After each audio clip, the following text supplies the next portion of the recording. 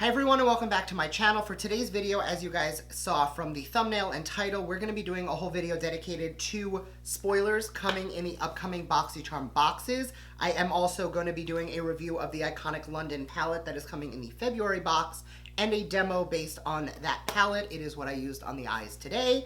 And we're going to talk about that as well as some other February spoilers as well as the first BoxyLuxe spoiler for March. So if that's something you're into, make sure to keep on watching, and please don't forget to subscribe. I upload 5 videos a week, and subscribing is going to be the best way to stay up to date on all the fun stuff I'm posting. So if you're interested in some spoilers and a review on the palette we used today, stay tuned.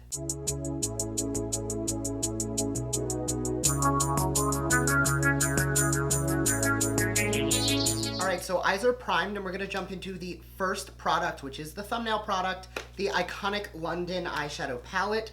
This is, as you guys know, going to be a spoiler coming in the February BoxyCharm box. Super pretty neutrals and mauve tones, so I'm excited for basically everything that I think this is going to be. I'm going to just grabbing some of my favorite brushes so we can jump right in. I'm going to start with my Morphe M441, and I'm going to go in the taupe shade, and I'm going to blend that in the upper crease. Lately, I've really been doing a lot of like bold colors, and I've been playing with more dramatic makeup in general. So today, I think we're going to take a step back and go a little bit more neutral. I'm going to be completely honest, because I do get comments about this all the time, about why I don't do swatches on camera. You see how beautiful that shade blended out? Went right in as a nice transition.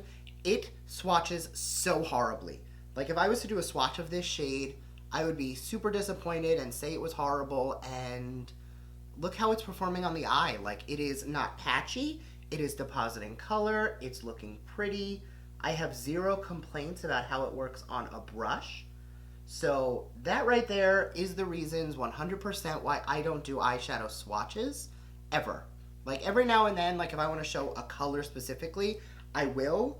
But when it comes to like, oh my god, look at this shadow, look how it performs, look how it swatches, I will typically not do a swatch because honestly it's a waste of both of our time. And it's me digging my fingers into makeup. Not really that, on my side, not desirable. On the same brush, I'm going to take the shade Deep Soul up here. And I'm just going to deepen up the outer portion of the eye and blend that into the upper crease, but only on the outer portion of the eye. Then I'm going to go into Ultimate Tan right here, and I'm going to take that just to blend those two first shades together. And notice I'm still using that same first brush. Then I'm going to take a bunch more of Deep Soul, and I'm really going to pack that on the outer portion of the eye, because this is going to be what's grounding the look and making the whole thing nice and a little sultry, but it's going to give you that definition. Grabbing a packer brush, I'm going to take that same Deep Soul shade, and I'm going to pack it on the inner corner, because I'm going to do something a little more halo-y today. So we're going to pack that on the inner corner and just connect above the center of the lid. Back into that first brush, just blending out the edges. Then I'm going to take the shade Peach Fizz down here on my finger, and I'm going to press that on the very center of my lid. Taking that brush, I'm just going to pull that Peach Fizz shade towards the inner and outer portion of the eye. It is gonna kind of tone down the shine, will re-intensify, but I wanna make sure that it's well blended first. And taking a little bit more, we're just going to spotlight it, and then repeat those steps just to kind of feather out the inner and outer corner. I'm gonna throw some brown liner in the waterline. Grabbing a pencil brush with that Deep Soul shade, I'm just going to blend out that liner very close to the inner and outer portion. Using that same pencil brush, I'm going to take a little bit of that Peach Fizz shade, and I'm going to run that just in the center of the lower lash, basically mimicking what we did on the lid. And then taking that first brush, just blending under all of that, just so that it is well blended and looks seamless and intentional. Then I'm going to jump into Icon down here, and I'm going to use that to highlight the inner corner.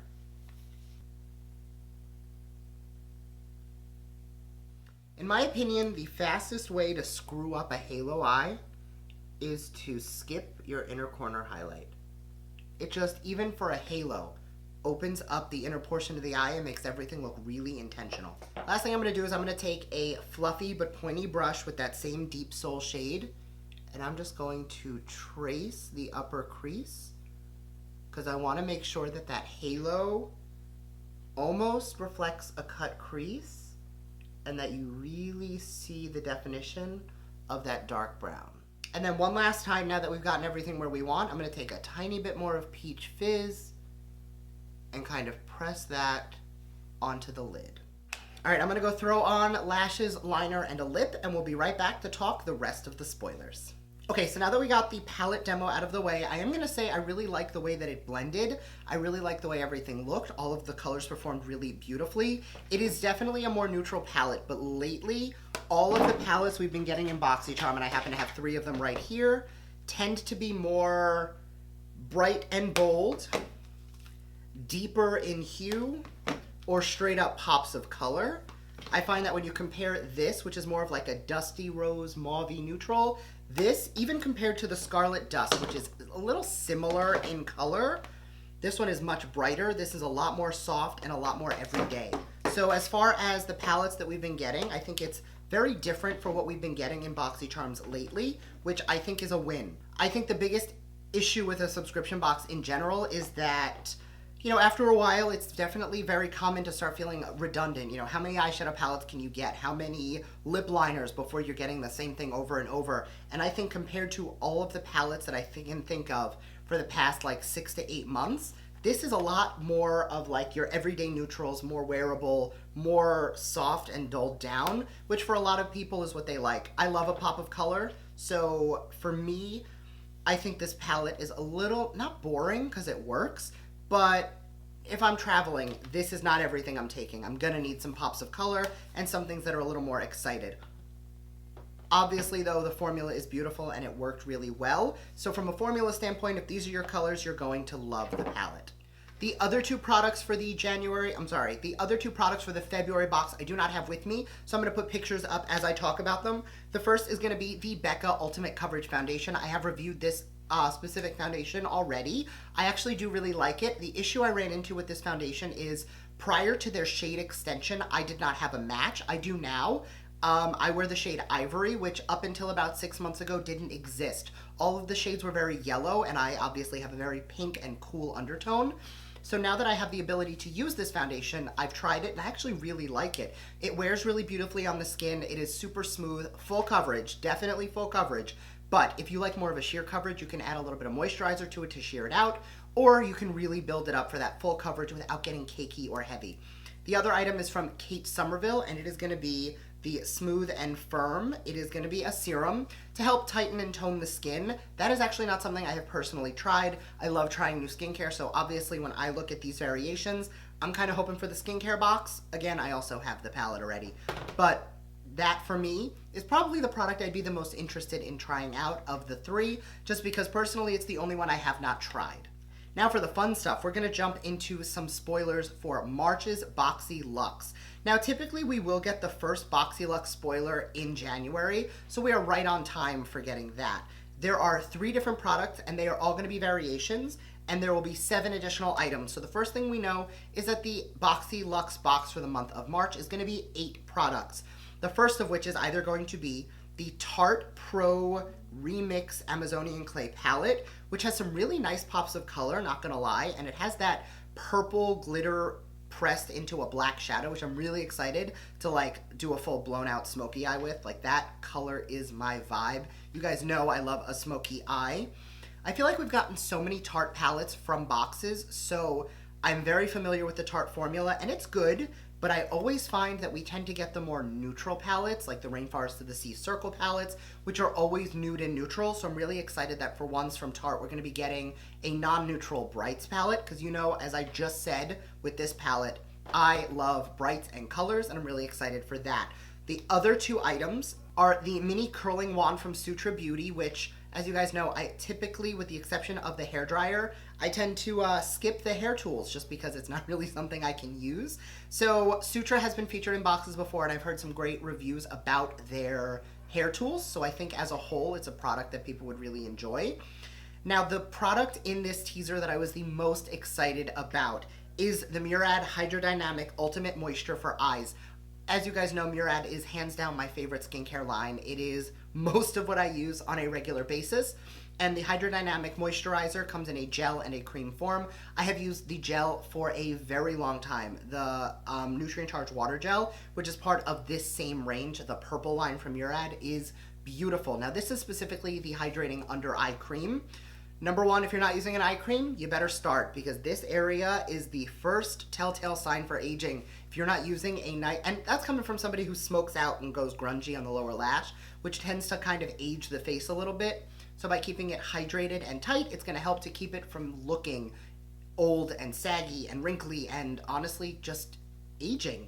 Aging is not something we can obviously avoid, but using great products like this that are packed with hyaluronic to help keep things more hydrated are really beneficial. Plus, one of the claims of the moisturizer, which does also link to the eye cream, is that rather than you put it on, you feel that hydration, and then in a couple hours you got to reapply it or you feel gross again, it will leave the skin full of moisture for up to 5 days, which means that not that you only have to use it once every 5 days, but that added hydration is going to stay in the skin. So say you forget to put it on for a day or it's extra hot out, your skin is not going to instantly shrivel and dry up and start to almost undo. The second you walk outside, you can definitely feel the results of that eye cream over time, even if you, say, miss a day or something. Anyway, that is what I have for you guys today. I hope you enjoyed this video. Just to quickly sum it up, the palette is definitely a hit for me, but I'm really excited to get my hands on the skincare. And as for the March BoxyLuxe, I know that it's only January and a lot of people are still getting their January boxes. It's very early in the month, so the fact that the spoilers come out early always keeps me excited for what boxes are coming. If you have any questions, leave them down below and I will happily try to get back to you. Thanks again for watching, and I'll see you guys next time. Bye!